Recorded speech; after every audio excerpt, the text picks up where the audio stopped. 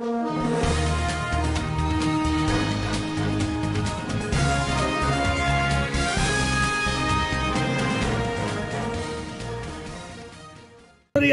ಕೊಡಕತ್ತೀವಿ.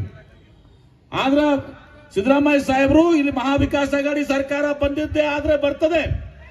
ಮಹಾವಿಕಾಸ್ ಅಘಾಡಿ ಸರ್ಕಾರ ಬಂದ ಮೇಲೆ ಇವತ್ತು ಶಾಶ್ವತವಾಗಿ ಕರ್ನಾಟಕ ರಾಜ್ಯ ಮತ್ತು ಮಹಾರಾಷ್ಟ್ರ ರಾಜ್ಯ ಇವತ್ತು ಕೊರತೆಗಳು ವ್ಯವಹಾರ. ನಾನು ಹಿಂದೂ ಕೂಡ ಹೇಳಿದ್ದೀನಿ, ಕೃಷ್ಣಾ ನದಿಗೆ ಏನೋ ಪ್ರತಿ ವರ್ಷ ನಾವು 3 TMC ನೀರು ಕೊಡ್ತೀರಿ, ಆ ಕಡೆ 3 TMC ನೀರು ನೀವು ಕೊಡ್ರಿ, ನಾವು ಚಕ್ ತಾಲೂಕಿಗೆ ನೀರು ಕೊಡ್ತೀವಿ ನಿಮ್ಮ ಮೈಸೂರು ಯೋಜನೆ ಆಗುವವರೆಗೆ. ಇದನ್ನ ಶಾಶ್ವತವಾಗಿ ನಮ್ಮ ವಿಚಾರಗಳದಾವ, ಮುಖ್ಯಮಂತ್ರಿಗಳಿಗೆ ನಾವು ಅದನ್ನ ಹೇಳ್ತೀವಿ. ಆದ್ರೆ ನಿಮ್ಮ ಕರ್ತವ್ಯ ಏನದಂದ್ರೆ ಏನದ ಇವತ್ತು ನಿಮ್ಮ ಕರ್ತವ್ಯ?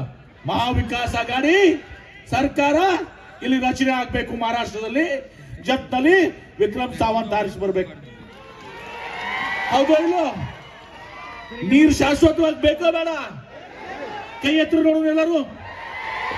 ಸಿದ್ದರಾಮಯ್ಯ ಸಾಹೇಬ್ರು ಇಲ್ಲಿ ಬಂದಿದ್ದಾರೆ. ಸಿದ್ದರಾಮಯ್ಯ ಸಾಹೇಬ್ರ ಸಮಕ್ಷಮ ಹೇಳ್ತಾ ಇದ್ದೀವಿ, ನಮ್ಮ ಸಿದ್ದರಾಮಯ್ಯ ಸಾಹೇಬ್ ಎಂದೂ ಸುಳ್ಳು ಹೇಳಂಗಿಲ್ಲ. ಹಾಲಮತ್ ಸಮಾಜದವರು ಎಂದೂ ಸುಳ್ಳು ಹೇಳಂಗಿಲ್ಲ, ಸೀದಾ ನೇರವಾಗಿ ಹೇಳ್ತಾರೆ.